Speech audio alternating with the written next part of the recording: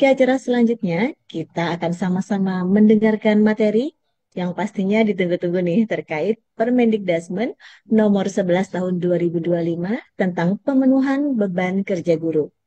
Biar tidak semakin penasaran materi apa saja sih yang akan disampaikan, langsung saja kepada Sekretaris Direktorat Jenderal Guru, Tenaga Kependidikan dan Pendidikan Guru, Bapak Temu Ismail, dengan hormat dipersilakan. Baik, terima kasih Mbak. Bismillahirrahmanirrahim. Assalamualaikum warahmatullahi wabarakatuh. Selamat siang, salam sejahtera bagi kita semua. Om Swastiastu, Namo Buddhaya, salam kebajikan rahayu, salam sehat untuk kita semua. Yang saya hormati, Direktur Jenderal Guru dan Tenaga Pendidikan, Ibu Profesor Dr. Nusuryani MPD, yang saya hormati Bapak Ibu Direktur di lingkungan Dijen GTKPG, yang saya hormati Bapak Ibu Kepala Balai Besar Guru dan Tenaga Pendidikan, Balai Guru dan Tenaga Pendidikan, Kantor Guru dan Tenaga Pendidikan yang berada di lingkungan Dijen GTKPG, dan yang saya hormati Bapak Ibu Kepala Balai di lingkungan Dijen PAUD Dasmen, dan tentunya yang saya hormati Bapak Ibu Kepala Dinas Pendidikan dan tim, baik dari kabupaten, kota, provinsi di seluruh Indonesia. Dan tentunya yang saya hormati, saya banggakan rekan-rekan Kasubdit di lingkungan Dijen GTKPG, Bapak Ibu Kasubag TU, dan seluruh tim regulasi yang hadir pada kesempatan siang hari ini yang saya hormati. Tentunya wajib kita panjatkan puji syukur kehadirat Allah Subhanahu wa taala, Tuhan yang Maha Kuasa. Berkat rahmat hidayahnya kita masih diberikan berbagai nikmat sehat panjang umur, sehingga kita dipertemukan dalam suasana yang tidak kurang suatu apapun dalam rangka sosialisasi Peraturan Menteri Pendidikan Dasar dan Menengah nomor 11 tahun 2025 tentang pemenuhan beban kerja guru. Dan yang berikutnya kami ucapkan terima kasih kepada Bapak Ibu semua, baik dari Kepala UPT dan tim di seluruh Indonesia, di bawah Kemdikdasmen, dan juga Bapak Ibu Kepala Dinas Pendidikan, Kabupaten Kota Provinsi, bersama tim yang telah hadir memenuhi undangan kami dalam rangka sosialisasi Permendikdasmen nomor 11 tahun 2025 tentang pemenuhan beban kerja guru. Bapak Ibu yang kami hormati, kaitan dengan Permendikbud yang akan kita bahas saat ini, tentunya ada semangat transformasi kaitan dengan kebijakan dari Pak Menteri Pendidikan Dasar dan Menengah, kaitan dengan pendidikan yang berfokus pada peningkatan mutu atau kualitas pembelajaran, pendidikan karakter, dan pengembangan bakat dan minat siswa atau murid. Dalam Permendikdasmen nomor 11 tahun 2025, yang mana memang ini merupakan salah satu amanah dari Undang-Undang Guru dan Dosen, yang mana memang kaitan dengan guru memiliki beban kerja, memiliki tugas dan fungsi baik di internal sekolah, satuan pendidikan, maupun di luar sekolah atau satuan pendidikan. Dari mulai amanah dari pasal 17 ayat 3 Undang-Undang Dasar Negara Republik Indonesia tahun 1945, tadi barusan kami sampaikan kaitan dengan kewajiban guru, tugas fungsi guru di Undang-Undang nomor 14 tahun 2005, dan peraturan turunannya tentang guru, yaitu PP nomor 74 tahun 2008 yang telah diubah nomor 19 tahun 2017, dan tentunya dengan adanya organisasi kelembagaan baru Perpres nomor 188 tahun 2018 tentang Kementerian Pendidikan Dasar dan Menengah, dan juga kaitan dengan organisasi kementerian nomor 1 tahun 2024. Sekilas mungkin kami sampaikan kepada Bapak Ibu semua bahwa kaitan dengan pemenuhan beban kerja guru, kepala sekolah, dan pengawas sebetulnya sudah diterbitkan dari tahun 2018, yaitu Permendikbud nomor 15 tahun 2018 tentang pemenuhan beban kerja guru, kepala sekolah, dan pengawas sekolah, yang mana di dalamnya juga ada rincian tabel ekuivalensi dari mulai tugas pokoknya, tugas tambahan, dan tugas tambahan lain. Nah, berjalannya waktu, Bapak Ibu sekalian, di tahun 2024, dengan berbagai kebijakan yang ada, baik terkait dengan kurikulum, maupun juga identifikasi masukan dari lapangan, kaitan dengan berbagai tugas tambahan lain, dan juga ada yang tugas tambahan lainnya, yang dilaksanakan oleh Bapak Ibu guru, itu dengan kita mencoba untuk menganalisis, melakukan analisis beban kerja dari masing-masing tugas tambahan lain maupun tugas tambahan lainnya, perubahan Permendikbud nomor 15 tahun 2018, yaitu Permendikbudristek nomor 25 tahun 2024 tentang perubahan Permen 15 tahun 2018.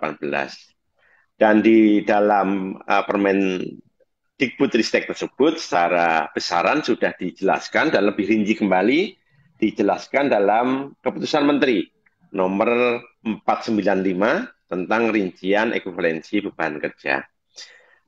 Nah, berjalannya waktu kembali dengan berbagai kebijakan saat ini, Bapak Ibu sekalian, ada beberapa arahan dari Pak Menteri maupun juga masukan dari lapangan yang sekiranya bisa kita laksanakan identifikasi, analisis dari rincian beban tugas masing-masing, sehingga Permendikbud 25 tahun 2024 ada perubahan kembali dengan beberapa penambahan tugas tambahan lainnya, dan juga perubahan nomenklatur yang ada di dalam peraturan Permendikbudristek 25 tahun 2024. Jadi apa yang dulu ada di Permendikbudristek 2025, nomor 25 tahun 2024, itu hampir semuanya terboyong di dalam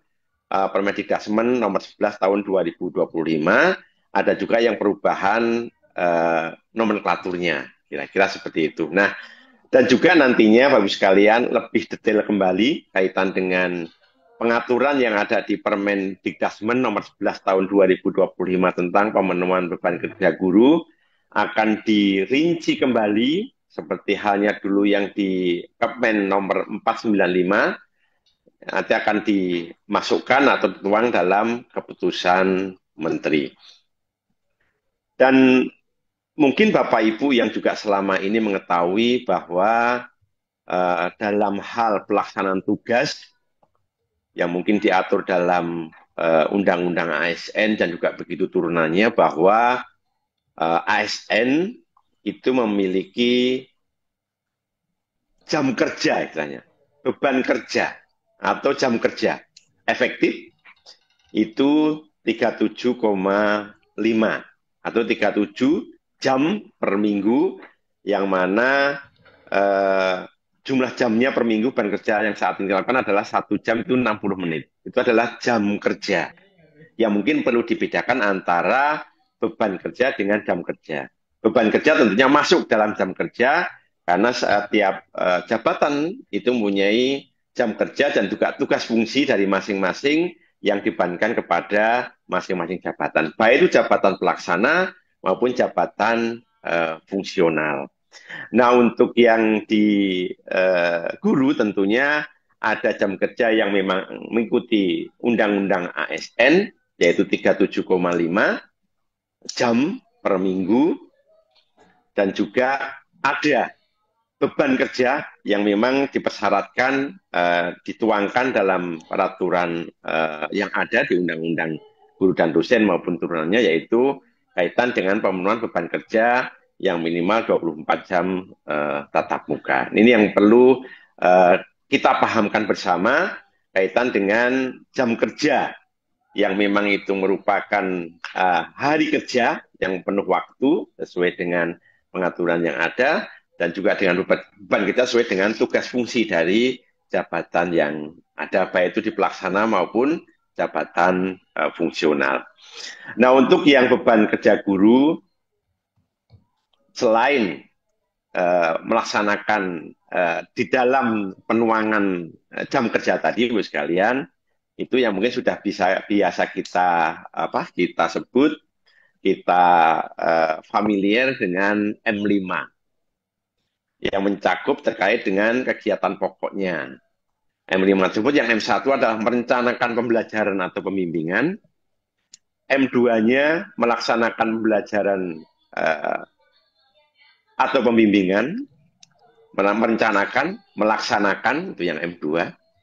Yang ketiga, M3 adalah menilai hasil pembelajaran atau pembimbingan. Yang M4, membimbing dan melatih murid. Yang M5, melaksanakan tugas tambahan.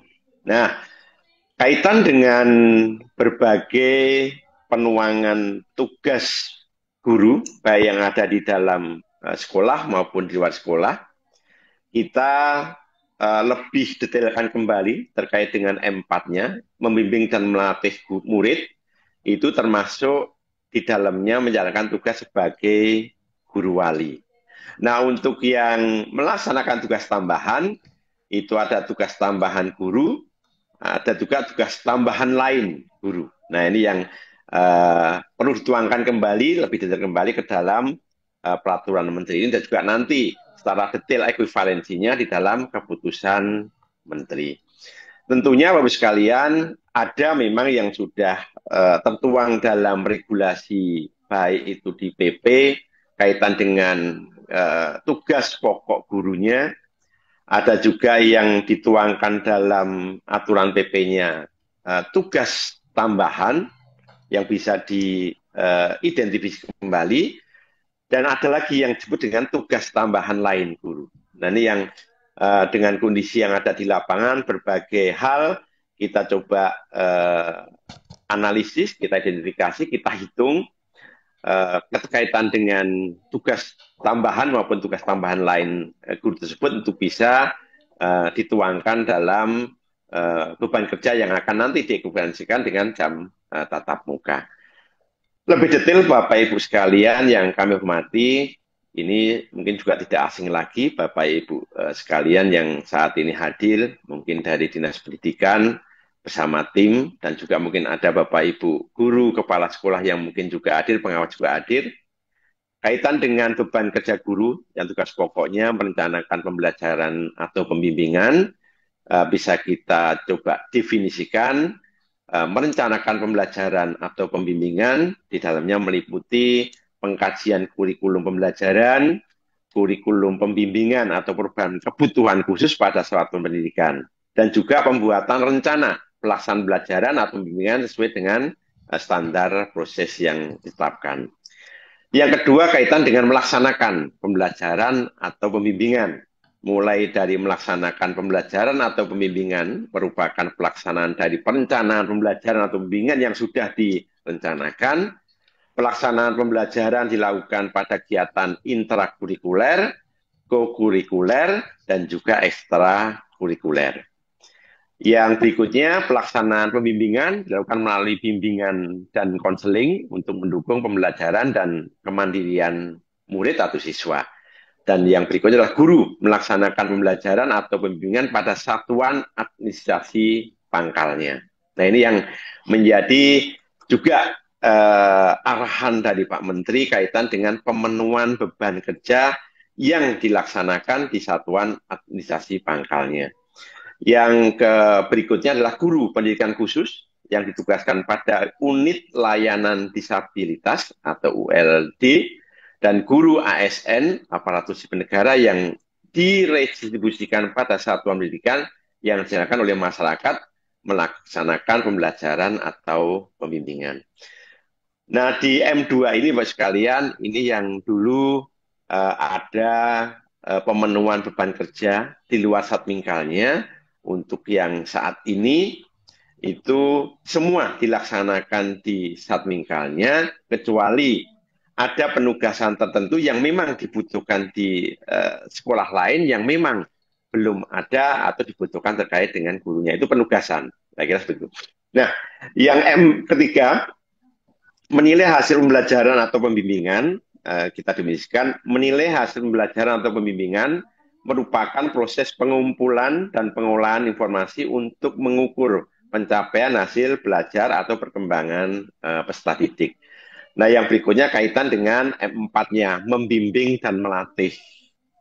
Ada beberapa yang perlu kita jelaskan di sini kaitan dengan membimbing dan melatih. Yang pertama, membimbing dan melatih peserta didik dilakukan pada kegiatan kokurikuler dan kegiatan ekstrakurikuler. Yang kedua, selain melaksanakan tugas membimbing dan melatih di atas, yang kegiatan kokurikuler maupun ekstrakurikuler, guru juga melaksanakan tugas pendampingan sebagai guru wali. Ya, ini mungkin sudah tidak asing lagi sebagai guru wali yang mungkin Bapak Ibu saat ini ada pertanyaan juga nantinya. Apa dulu yang disebut dengan wali kelas, apa yang saat ini adalah guru wali. Nah, yang kami dapat jelaskan sedikit mungkin tugas guru wali yaitu paling sedikit melaksanakan pendampingan akademik, pengembangan kompetensi keterampilan dan karakter murid yang didampinginya. Nah, ini seperti kalau mungkin Bapak Ibu ada di perguruan tinggi, ada sebutan di sana kaitan dengan pembimbing akademik, dosen pembimbing akademik, yang membimbing dari mulai awal mahasiswa masuk sampai mahasiswa itu lulus. PA, pembimbing akademik. Nah, di sini untuk guru kita sebut dengan guru wali. Nah, guru wali itu diwajibkan untuk guru mapel pada jenjang SMP yang sederajat, di dalamnya ada SMP LB, SMA atau SMA LB, SMK dan juga SMK LB. Nah, saya sampaikan di depan, itu dilakukan sejak siswa masuk sampai nanti lulus, tentunya dengan berbagai kondisi yang ada yang mungkin siswanya besar atau banyak, tentunya dengan guru juga yang sedikit, ada juga yang siswanya besar, ada juga yang gurunya besar. Tentunya ini ada tugas dari kepala sekolah untuk bisa membagi semua guru mapel yang ada mendapatkan tugas sebagai guru wali, kecuali kepala sekolah yang memang tidak menjadi guru wali. Nah, tentunya dalam pelaksanaan tugas berkolaborasi dengan guru BK yang ada. Kalau untuk yang jenjang SMP, SMA, SMK saat ini ada untuk guru BK-nya, tapi untuk yang di sekolah dasar di SD itu belum semuanya merekrut atau pengadaan terkait dengan guru BK, sehingga perlu kolaborasi dengan guru BK dan juga guru wali kelasnya. Yang berikutnya, sekalian, kalau tadi tugas pokok, nah sekarang ada tugas tambahan guru. Ini sudah tertuang di dalam pengaturan yang lebih tinggi di dalam PP gurunya, yaitu meliputi wakil kepala satuan pendidikan, ketua program keahlian satuan pendidikan, kepala pustakaan satuan pendidikan, kepala laboratorium bengkel atau unit produksi, teaching factory satuan pendidikan, pembimbing khusus pada satuan pendidikan yang menyelenggarakan pendidikan inklusif atau pendidikan terpadu. Nah, yang terakhir adalah tugas tambahan lain. Inilah yang lebih banyak kembali, identifikasi tugas-tugas tambahan lain yang kita nanti akan lebih detailkan, lebih jelaskan. Nah, tugas tambahan lain, Bapak sekalian, ini bagian dari yang M5, melaksanakan tugas tambahan. Ini mulai dari, kalau yang tadi, Bapak sekalian, ini mungkin Bapak Ibu sudah biasa dan sudah tidak asing kembali, sudah familiar. Nah, di sini yang tugas tambahan juga ada yang selama ini sudah ada di sekolah atau satuan pendidikan, ada juga yang nanti ada nomenklatur yang memang baru dan juga ada tambahan tugas tambahan lain yang ada. Nah, yang biasa ada seperti katakanlah wali kelas, itu sudah ada dulu. Pembina organisasi siswa, intrasekolah juga sudah ada. Pembina ekstrakurikuler juga sudah ada. Koordinator pengembangan kompetensi, itu juga sudah ada. Pengurus bursa kerja khusus pada SMK, guru piket juga sudah ada dulu. Pengurus lembaga sertifikasi profesi pihak pertama, itu untuk siswa ini juga sudah ada. Nah, koordinator pengelolaan kerja guru, ini kemarin juga sudah ada. Tim pencegahan dan penanganan kekerasan pengurus organisasi bidang pendidikan, ini juga sebenarnya sudah ada. Tutor pada pendidikan kesetaraan juga sudah ada. Nah, yang berikutnya yang sebelah kanan, Bapak sekalian, ini beberapa yang ada yang perubahan nomenklatur. Yang pertama, koordinator pembelajaran basis proyek. Nah, ini yang dulunya mungkin Bapak Ibu mendapatkan atau membagi tugas kaitan dengan koordinator P5.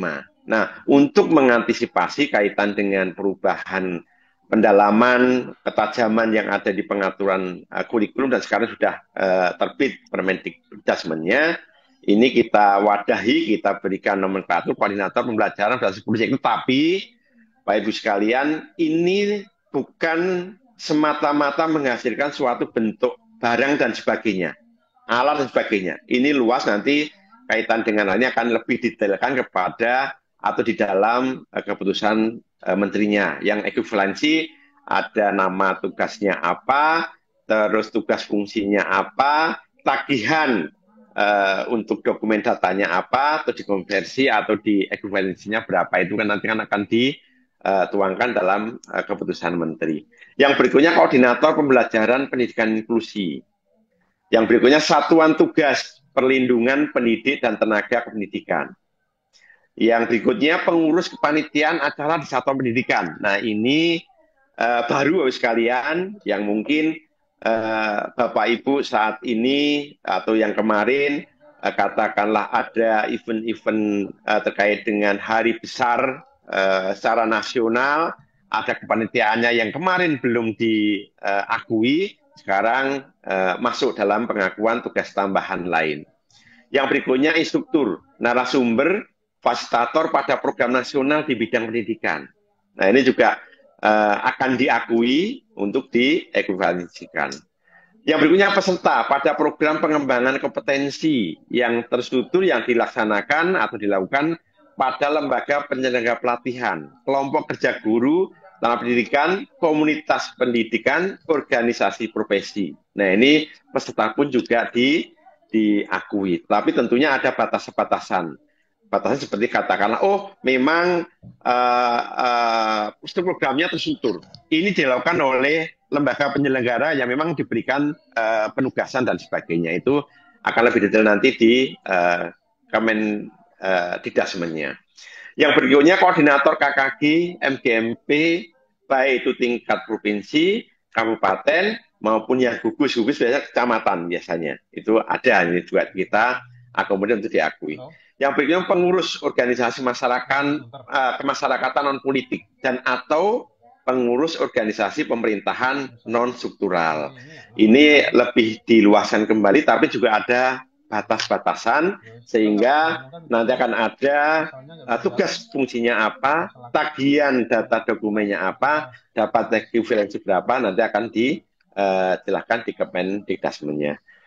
Bapak sekalian yang kami hormati, nah kaitan dengan pelaksanaan pemenuhan beban kerja guru yang pada kondisi tertentu, guru dapat ditugaskan pada satuan pendidikan lain. Nah, kami sampaikan depan tadi bahwa kita berusaha sesuai dengan Pak Menteri, guru dalam memenuhi kebutuhan atau pemenuhan beban kerja guru yang tatap muka minimal 24 jam itu dipenuhi di dalam satuan pendidikan atau satmingkalnya. Baik yang memang tugas pokok, tugas tambahan maupun tugas tambahan lainnya. Nah, jika memang dibutuhkan oleh satuan pendidikan lain, oleh dinas nanti akan diberikan penugasan tentunya. Nah, kondisi tertentu ini merupakan kondisi satuan pendidikan yang memang membutuhkan guru mata pelajaran tertentu atau mungkin keahlian tertentu yang dibutuhkan di sana. Itu bisa guru ditugaskan oleh Pemdanya, dalamnya adalah dinas pendidikannya, baik itu kabupaten kota maupun provinsi. Nah, Bapak sekalian yang kami hormati, untuk lebih sedikit kami sampaikan terkait dengan perolehan ekuivalensinya secara detail yang kami sampaikan lagi untuk tugas fungsinya apa saja, dokumennya apa saja itu nanti ada di Kemendikdasmen. Nah ini secara besaran kami sampaikan dulu kaitan dengan ekuivalensi atau pengakuan atau perhitungan untuk beban kerja tatap mukanya. Nah, yang Bapak Ibu sekalian, M2 tadi kaitan dengan pelaksanaan tugas untuk pembelajaran dan pembimbingan. Dipenuhi paling sedikit 24 jam tatap muka per minggu dan paling banyak 40 jam tatap muka per minggu. Untuk yang pembimbingan dipenuhi oleh guru BK atau guru pembimbingan dan konseling dengan membimbing paling sedikit 5 rombongan belajar per tahunnya. Mungkin juga ada pelaksanaan di dalam tugas, dalam perhitungan, juga ada penugasan yang per semesternya. Nah, yang berikutnya untuk yang pelaksanaan pendampingan sebagai guru wali, ini diekuivalensikan dengan 2 jam tatap muka per minggu. Yang M5, yang tugas tambahan banyak tadi, tugas tambahan wakil kepala sekolah, kepala program keahlian, kepala lab, kepala perpustakaan, diekuivalensikan dengan 12 jam tatap muka per minggu. Bagi guru mata pelajaran atau guru pembimbingan, terhadap 3 rombongan belajar per tahun, bagi guru bimbingan dan konseling, untuk pemenuhan beban kerja dalam melaksanakan pelajaran atau pembimbingan. Nah, tugas tambahan sebagai guru pembimbing khusus, Bapak sekalian, itu diekuivalensikan dengan 6 jam tatap muka per minggu bagi guru pembimbing khusus yang pemenuhan beban kerja dalam pelaksanaan pembelajaran. Ini sebenarnya dari awal sudah ada, kecuali yang guru wali. Nah, yang tugas tambahan lain, yang M15, Bapak sekalian, tugas tambahan lain diekuivalensikan secara kumulatif paling banyak 6 jam tatap muka per minggu. Itu juga sebenarnya sama dengan yang pengaturan yang sebelumnya. Nah, pelaksanaan 2 atau lebih tugas tambahan lain oleh guru bimbingan dan konseling dapat diekuivalensikan dengan pelaksanaan pembimbingan terhadap 1 rombongan belajar per tahunnya. Ini ekuivalensi untuk tugas tambahan lain yang dilaksanakan oleh guru BK. Yang berikutnya, untuk yang tugas tambahan lain yang tidak dapat diekuivalensikan dengan pelaksanaan pembelajaran, itu kan memang sudah ada ekuivalensi yang pokok yang ada di PPW sekalian. Guru yang mendapat tugas tambahan sebagai wakil kepala sekolah. Ada kepala program keahlian, ada kepala perpustakaan, ada kepala lab, ada kepala bengkel. Juga mendapatkan tugas pendampingan sebagai guru wali. Nah, guru wali tadi sudah diakui, diekuivalensikan dan dapat melaksanakan tugas tambahan lain. Nah, tetapi tidak diperhitungkan sebagai pengganti pemenuhan pelaksanaan pembelajaran, tetapi diperhitungkan sebagai pemenuhan beban kerja selama 37,5 jam kerja efektif.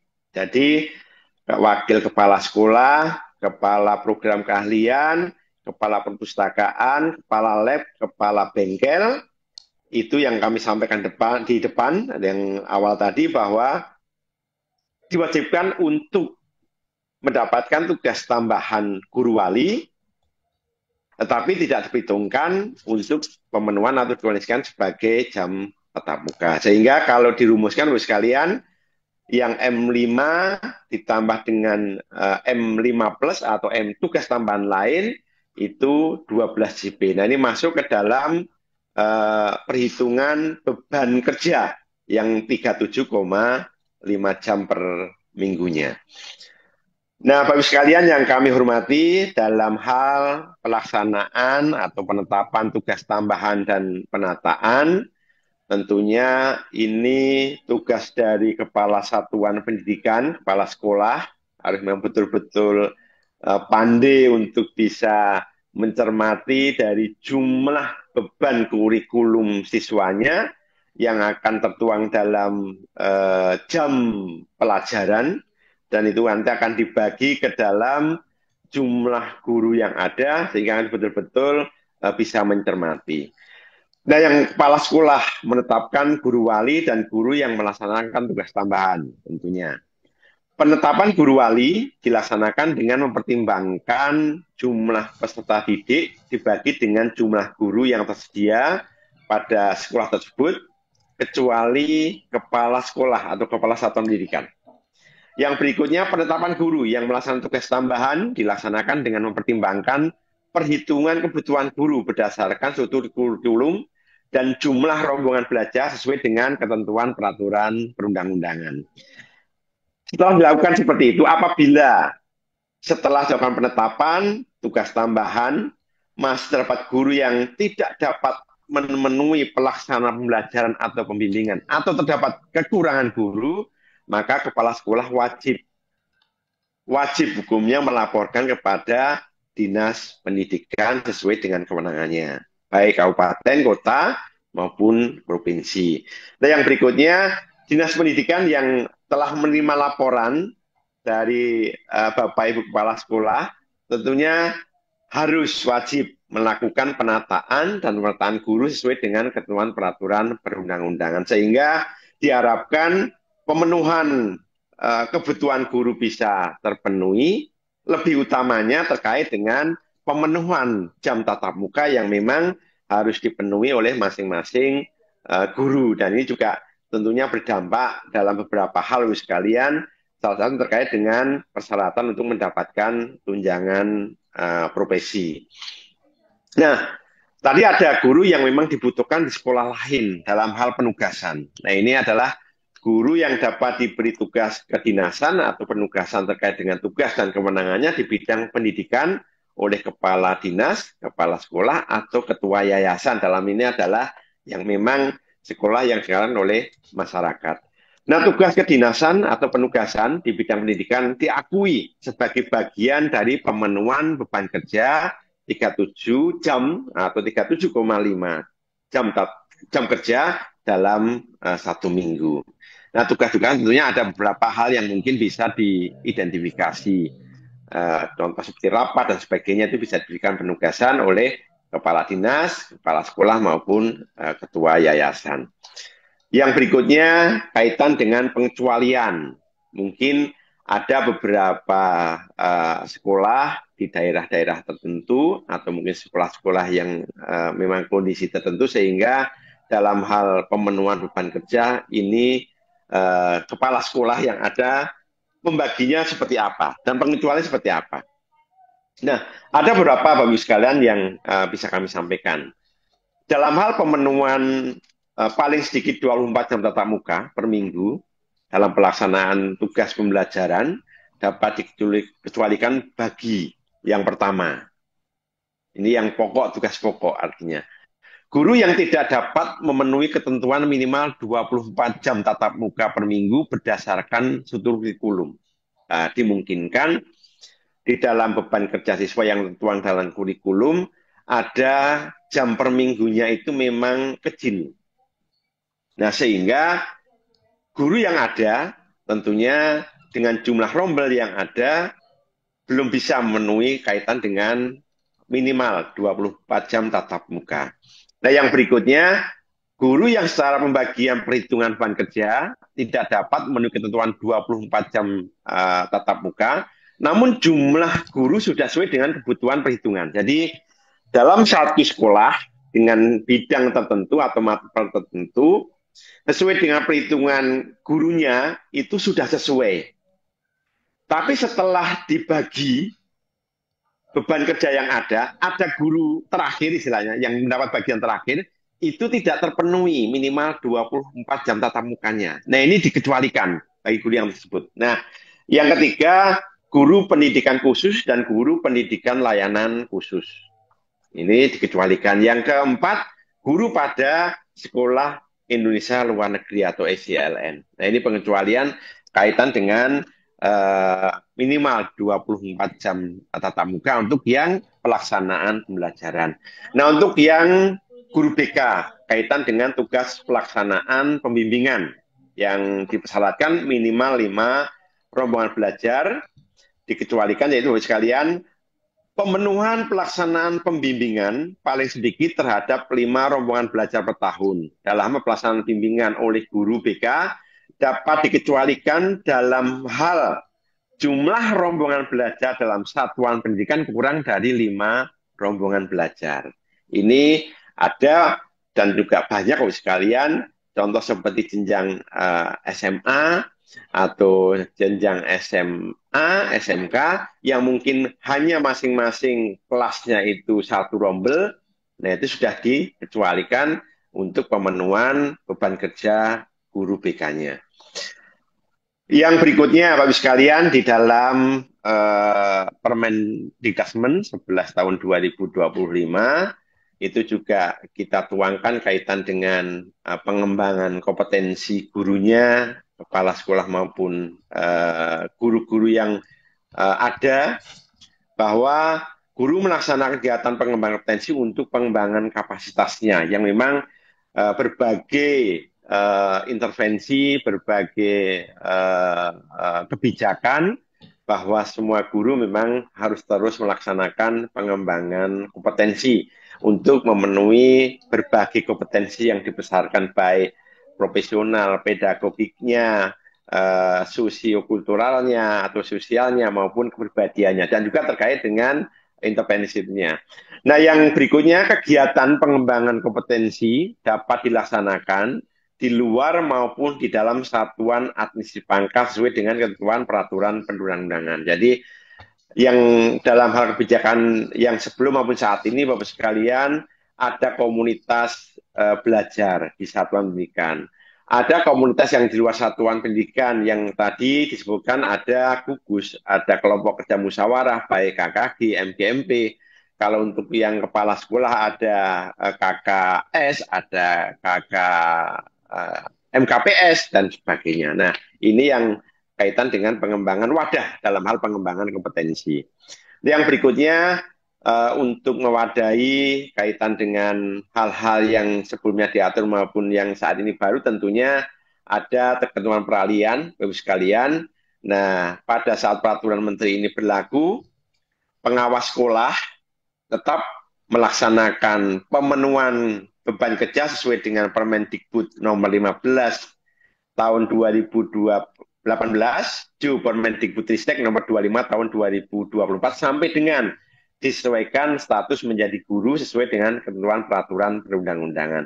Ini kenapa kok tertuang seperti ini? Karena memang regulasi yang saat ini berjalan atau positif sesuai dengan Permen PAN RB 21 2024 kaitan dengan jabatan fungsional guru. Nah, ini sementara kita tuangkan seperti ini supaya Bapak Ibu pengawas sekolah tetap mendapatkan tunjangan profesinya, karena memang pengawas sekolah berasal dari guru. Nah, seandainya nanti ada perubahan kaitan dengan jabatan fungsional guru yang di Permen PAN 21 2024, tentunya akan kita sesuaikan kembali supaya kondisi yang ada tetap mendapatkan hak masing-masing, baik itu guru, kepala sekolah, pengawas maupun yang lainnya. Nah, yang berikutnya kaitan dengan Permendikbud nomor 15 tahun 2018 dan juga perubahan Permendikbudristek nomor 25 tahun 2024 dengan adanya Permen Didasmen 11 2025 ini dicabut dan akan tidak berlaku. Nah, untuk yang pemberlakuan berbagai tugas pokok, tugas tambahan maupun tugas tambahan lain yang kami sampaikan di atas dan tertuang dalam Permen Didasmen 11 2025 ini berlaku pada tahun ajaran 2025-2026. Nah, itu mungkin Bapak Ibu sekalian yang mungkin bisa kami sampaikan secara garis besar. Dan kalau mau dilihat saya dengan rancangan untuk yang berikutnya mungkin bisa dilihat kaitan dengan yang mungkin ini adalah gambaran kaitan dengan perolehan maupun jumlah dan jangka waktunya. Ini nanti akan lebih detail kembali tertuang dalam keputusan Menteri untuk Indonesia yang lebih detail kembali. Mungkin sekilas kami sampaikan sekalian sebagai gambaran. Tadi sampaikan wali kelas, ekuivalensinya 2 jam. Nah, jumlah jam waktunya satu guru mengampu satu kelas, paling sedikit dalam 1 tahun ajaran.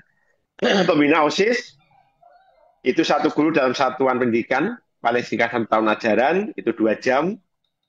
Pembina sekuler, itu satu guru untuk satu kegiatan ekstrakurikuler tertentu paling singkat 1 tahun ajaran. Terus yang kedua ekskul, ekstrakurikuler tertentu dilaksanakan paling sedikit satu kegiatan dalam 1 minggu dengan murid atau jumlah peserta paling sedikit 20 peserta atau 20 murid dalam satu kegiatan ekstrakurikuler diakui 2 jam tatap muka. Koordinator pengembangan kompetensi itu satu guru dalam satu satuan pendidikan paling sedikit 1 tahun untuk dikualifikasikan 2 jam. Pengurus bursa kerja khusus pada jenjang SMK, pengurus bursa kerja khusus terdiri dari satu ketua, ini kan kepengurusan nih, satu ketua. Kalau ketua dapat 2 jam ekuivalensinya. Nah, untuk yang personel informasi pasar kerja, ada yang mungkin juga tambahan bertugas untuk penyuluhan dan pembinaan jabatan, ada yang bertugas sebagai perantaraan kerja yang tertuang dalam SK dan dalam satuan pendidikan paling singkat 1 tahun ajaran itu dapatkan ekuivalensi 1 jam tatap muka. Untuk guru piket, satu guru bertugas paling singkat 1 hari dalam 1 minggu selama 1 tahun ajaran itu mendapatkan 1 jam tatap muka. Untuk pengurus LSP yang pihak pertama ada ketua itu mendapatkan ekuivalensi 2. Untuk kepala bagian sertifikasi, kepala bagian manajemen mutu, kepala bagian administrasi masing-masing 1-1 itu mendapatkan 1 jam ekuivalensinya. Untuk koordinator pengelolaan kinerja guru itu ada koordinatornya satu guru dalam satu satuan pendidikan paling singkat 1 tahun, dan dalam hal jumlah guru berjumlah kurang dari 10 orang, maka pengelolaan kinerja dilakukan oleh guru yang diberikan penugasan sebagai kepala satuan pendidikan atau kepala sekolah. Itu diakui sebagai 2 jam. Nah, untuk yang koordinator pembelajaran basis proyek, ini satu guru menjadi guru wali, menjadi koordinator pembelajaran berbasis proyek 1 sampai dengan 3 rombongan pembelajaran paling singkat 1 tahun diakui 2 jam untuk 1 rombongan pembelajaran yang berbasis proyek. Nah, untuk yang koordinator pembelajaran pendidikan inklusi, ini satu guru dalam satu pendidikan paling singkat 1 tahun ajaran penugasannya telah mengikuti program pelatihan tingkat lanjut itu diakui 2 jam tatap muka. Nah, untuk yang ketua tim pencegahan penanganan kekerasan atau satuan tugas perlindungan PTK pendidikan dan pendidikan itu satu guru untuk satu pendidikan paling sedikit 1 tahun ajaran. Ada ketentuan jumlah keanggotaan TPPK berdasarkan jumlah murid yang ada, Bapak sekalian. Untuk koordinatornya diberikan ekuivalensi 2 jam, untuk timnya masing-masing diberikan 1 jam. Nah, untuk pengurus kepanitiaan acara di satuan pendidikan, ini pengurus juga. Ada satu guru dalam satu jabatan paling singkat 1 bulan, event tertentu, menjabat sebagai ketua, sekretaris, atau bendahara dalam event tertentu, hari-hari besar yang ada, itu diberikan 1 jam tatap muka. Untuk pengurus organisasi bidang pendidikan, ini ada yang tingkatnya nasional, ada yang tingkatnya provinsi, ada yang tingkatnya kabupaten kota.